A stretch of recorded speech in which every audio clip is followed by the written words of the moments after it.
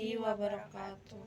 Kami ingin mempresentasikan hasil kerja kelompok kami yang berjudul Kerajaan Sumbawa. Letak geografi. Kondisi geografi letak Kerajaan Sumbawa terletak di Sumatera Barat, Indonesia. Kehadiran Islam di Pulau Sumbawa terkait dengan letak geografis pulau ini, seperti yang dilaporkan Tom Prince, Musarif Portugis. Letak geografi Pulau Sumbawa yang menjadi jalur pelayaran perdagangan rempah-rempah dari Malaka dan Maluku. Kemudian, perjalanan melalui pesisir utara, Jawa, Bali, Lombok, dan Sumbawa telah dibina sejak awal abad 16. Islam dibawa oleh para mubalik Arab dari Gresik sambil berniaga. Selain itu, Islam dibawa orang-orang Bugis secara damai melalui perkawinan. Kemunculan pusat kekuasaan Islam, Kesultanan Samawa di tanah Samawa, Sumbawa Barat, belum diketahui secara pasti karena sedikitnya arsip-arsip tentang kesultanan ini. Kesultanan Samawa diperkirakan telah berdiri sebelum 1648. Meskipun tidak diketahui siapa rajanya, istana dalam nokas saksi kejayaan Kesultanan Samawa sempat memerintah 18 atau 19 sultan, dimulai dari Mas Pamayan atau Mas Cimin 1648 sampai 1668 sebagai raja kedua. Kemudian Sultan Muhammad Kaharudin 1931-1958 sebagai sultan yang ke-19. Lalu sultan yang paling lama berkuasa adalah Sultan Amrullah 1837 sampai 1883. Ada yang mengatakan ia sultan ke-13, namun ada yang mengatakan ia adalah sultan ke-17. Secara geografi, Kesultanan Samawa berbatasan dengan Laut Flores di sebelah utara, di sebelah selatan berbatasan dengan Samudra Hindia, sebelah barat berbatasan dengan Selat Alas, dan di sebelah timur berbatasan dengan Kerama Dompu. Masa kejayaan Kerajaan Sumbawa. Kerajaan Islam Lombok dipusatkan di Selaparang di bawah pemerintahan Prabu Rangkersari. Pada era kejayaan Kerajaan Salamperang di seluruh wilayah Lombok, Salamperang menjalin hubungan dengan beberapa negeri, terutama Demak, seperti banyak didatangi oleh pedagang dari berbagai negeri. Kerajaan Lombok sempat mendapatkan serangan dari Kerajaan Gelgel, tetapi serangan tersebut dapat ditahan. Ketika FOC berusaha menguasai jalur perdagangan, Kesultanan Goa yang bersinggungan dengan upaya FOC tersebut segera menutupi jalur perdagangan ke Lombok dan Sumbawa dan menguasai kedua di daerah Nusantara Tenggara ini. Adapun kerajaan-kerajaan di Sumbawa Barat masuk dalam Kesultanan Goa pada 1633 dan Kerajaan Selapang pada tahun 1640, dan demikian pula daerah-daerah lainnya. Sehingga pada abad 16 hampir semua kerajaan Islam di Lombok pada waktu itu ada di bawah pengaruh kekuasaan Kesultanan Goa dan ide Pererat dengan cara perkawinan seperti Pembang Salamperang, Pembang Penjanggi, dan Pembang Perwa. Setelah terjadi perjanjian yang bernama Bongaya antara Kesultanan Goa dan FOC pada tahun 1667, yang hal tersebut memberikan kerugian terhadap Kesultanan Goa. Kerajaan-kerajaan di Nusa Tenggara mulai ditekan FOC. Pusat kerajaan Lombok pun dipindahkan ke Sumbawa pada tahun 1673 dengan tujuan untuk mendapatkan pertahanan kedaulatan kerajaan-kerajaan Islam di pulau tersebut dengan dukungan pasukan Goa. Sumbawa dipandang lebih strategis daripada di Salaperang. Ancaman dan serangan FOC terus-menerus terjadi dan akhirnya daerah-daerah di kerajaan Lombok berada di bawah kekuasaan FOC. Raja-raja yang mengadakan perlawanan pun ditanggapi, kemudian diasingkan ke Maluku. Masa-masa runtuh kerajaan Sumbawa. Faktor yang berperan dalam kejatuhannya kerajaan Sumbawa itu yang pertama, Datu Jaraweh ingin merebut tahta kekuasaan dan pemerintahan bantuan FOC untuk meraihnya. Datu Jaraweh juga mempengaruhi suatu suku kerajaan Sumbawa untuk mendatangi perjanjian dengan FOC. Yang kedua, perjanjian dengan FOC membuat FOC berhak menarik pajak di wilayah kerajaan Sumbawa. Hal ini memicu kemarahan rakyat dan mereka pun melakukan pemberontakan. Kekuasaan Belanda di Sumbawa semakin merajalela. Seiring dengan berjalannya waktu hingga akhirnya Raja Sumbawa terpaksa mendatanginya perjanjian untuk menyerahkan seluruh kerajaan Sumbawa ke tangan Belanda saat agresi militer Belanda ke Indonesia pada tahun 1948. Kehidupan politik Kerajaan Sumbawa. Pemerintahan Lalu Oyen hanya berjalan setahun. Konon karena ia lari dari istana untuk menghindari perang saudara. Atas kekeliruannya menikah dengan seorang wanita yang telah lama ditinggalkan berlayar oleh suaminya, lalu Angga Wasita, yang terkenal keperkasaannya. Ia menyangka lalu Angga Wasita sudah meninggal karena tidak pernah ada kabar beritanya. Tapi suatu hari lelaki perkasa itu muncul. Karena raja merasa bersalah, maka ia lari pada malam Selasa di hari ke-14 bulan Ramadan, waktu bulan purnama raya. Kepergian Datu Ungkap Sermin itu membuat kursi raja menjadi lowong, maka diangkatlah Gusti Mesir Abdurrahman, keturunan Raja Banjar. Meski ia bukan dinasti dewa dalam bawah, tetapi kemungkinan untuk diangkat menjadi raja karena telah menikahi dengan putri Sultan Muhammad Jalaluddin Syah I. Ia pun diberi gelar Muhammad Jalaluddin Syah II dan memegang kekuasaan selama 3 tahun, dari tahun 1762 sampai 1765. Ia mengangkat pada tanggal 1 Zulhijjah 1179 Hijriah atau 1765 Masehi. Untuk menggantinya diangkatlah putra mahkota yang masih berumur 9 tahun menjadi Raja Boneka, yaitu Sultan Mahmud. Sedangkan ia menjalankan pemerintahan diangkat dewa Mampencoga Mustafa Datu Taliwang. Keputusan ini menimbulkan amarah Datuk Jereweh karena ia sangat berambisi untuk menjadi raja. Maka ia berangkat ke Makassar untuk meminta bantuan Kompeni FOC agar bisa menciptakan kekacauan di kerajaan Sumbawa. Sebelum masyarakat kita bergerak pada sektor pertanian, kata Jabir. Hasil survei di beberapa waktu lalu, pertumbuhan perekonomian NTB mengalami perlambatan. Pertumbuhan mencapai 2,7% yang dipicu oleh sektor pertanian, musim kemarau yang berkepanjangan, serta naiknya harga barang.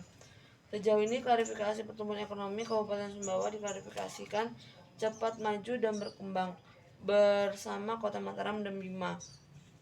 Selanjutnya, kehidupan agama Kerajaan Sumbawa. Nah, kehidupan keagamaan itu sebelum Islam masuk ke Sumbawa, masyarakat di pulau tersebut lebih dulu menganut sistem kepercayaan animisme dan dinamisme, yakni kepercayaan kepada roh leluhur yang sudah meninggal dunia. Dulunya masyarakat Sumbawa masih menyembah batu dan pohon-pohon besar yang dipercaya memiliki jiwa yang masih dihormati, tetapi setelah ajaran Islam mulai masuk ke Sumbawa, sistem kepercayaan animisme dan kepercayaan Hindu-Buddha perlahan-lahan mulai menghilang. Nilai Islam mulai menancap ke arah peradaban masyarakat Sumbawa. Segala tingkah laku, aturan dan norma-norma yang berlaku di dalam masyarakat juga berlandasan acara Islam. Dan selanjutnya, kehidupan sosial budaya Kerajaan Sumbawa.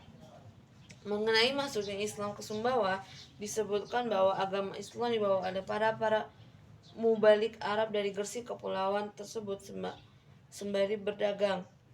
Dari pertambangan, jasa perdagangan, namun tidak bisa dipungkiri lagi masih banyak potensi-potensi yang ada di Sumbawa yang belum bisa digarap secara optimal. Diharapkan kepada seluruh SKPD kedepannya memberi informasi tentang potensi yang ada dalam hal ini. Sektor pertanian harus mendapatkan perhatian yang serius dari pemerintah sendiri. Sebagian besar masyarakat kita bergerak pada sektor ini menimbulkan amarah Datu Jaraweh karena ia sangat berambisi untuk menjadi raja, maka ia berangkat ke Makassar untuk meminta bantuan Kompeni FOC agar bisa menciptakan kekacauan di kerajaan Sumbawa. Sebelum berangkat, Datu Jaraweh menemui kerajaan-kerajaan tetangga dan mempengaruhi mereka supaya ikut mendukung rencananya dan ikut mendatangani perjanjian yang FOC, sekaligus membatalkan segala hal yang telah diatur dalam perjanjian Boga antara FOC dan dengan Raja Goa yang isinya antara lain FOC tidak boleh mencampuri urusan perdagangan di Kerajaan Selatan. Akhirnya pada tanggal 19 Februari 1765 di Fort Rotterdam didatangani perjanjian antara Cornelis Kerler, Komandor sebagai wakil FOC dengan pihak raja-raja selatan yang antara lain Sultan Abdul Qadir Muhammad Zikri Fil Alam, Raja Bima Hasanuddin. Datu Jaraweh mengatasi nama Raja Sumbawa, Ahmad Alauddin Johan Syah Raja Dampu, Abdul Rashid Raja Sanggar, dan Abdurrahman Raja Pekat. Yang selanjutnya, kehidupan ekonomi Kerajaan Sumbawa. Kehidupan ekonomi, pertumbuhan ekonomi di Sumbawa cukup fenomenal sebab sudah berada di atas rata-rata, di mana pertumbuhan ekonomi masyarakat Sumbawa sudah berada di atas kabupaten atau kota lainnya yang berada di Nusa Tenggara Barat. Menurut Jabir, hasil ini sangat bermanfaat bagi SKPD. Sumbangan terbesar meningkat ekonomi Kabupaten Sumbawa berasal dari sektor perikanan seperti tambak dan yang selanjutnya kehidupan sosial budaya Kerajaan Perlak. Mengenai masuknya Islam ke Sumbawa, disebutkan bahwa agama Islam dibawa oleh para Mabalik Arab dan Gersi ke pulau tersebut sembari berdagang. Namun jika merujuk pada informasi dari Badak Lombok, tokoh yang membawa masuk ajaran Islam ke Pulau Sumbawa adalah Sunan Parpel, cucu dari Sunan Giri, salah seorang tokoh Wali Songo. Setelah Sunan Parpel, yakni bahwa ajaran Islam sudah tersebar di Pulau Lombok. Ia melanjutkan dakwanya ke Pulau Sumbawa sekitar akhir abad ke-16 dan awal abad ke-16. Menurut Babat Lombok, masuknya Islam ke Sumbawa dibawa oleh Sunan Parpel setelah ia memastikan ajaran Islam sudah tersebut di Pulau Lombok seperti tata cara sholat, puasa, zakat, dan haji. Ia meneruskan perjalanannya ke Pulau Sumbawa dengan perjalanan tugas yang sama, yakni menyebarkan ajaran agama Islam seperti yang diperintahkan oleh sang kakek Sunan Giri kepadanya. Penyebaran ajaran agama Islam di Pulau Sumbawa pun berjalan dengan baik. Bahkan Sunan Parpel berhasil mengislamkan sampai kerajaan Dompu di Sumbawa Tengah dan Bima di Sumbawa Timur. Selain Sunan Parpel, Sunan Giri juga mengurus salah seorang muridnya yang bernama Syekh Zainal Abidin, putra dari Kolono marhum, raja Ternate pertama yang memasuki agama Islam.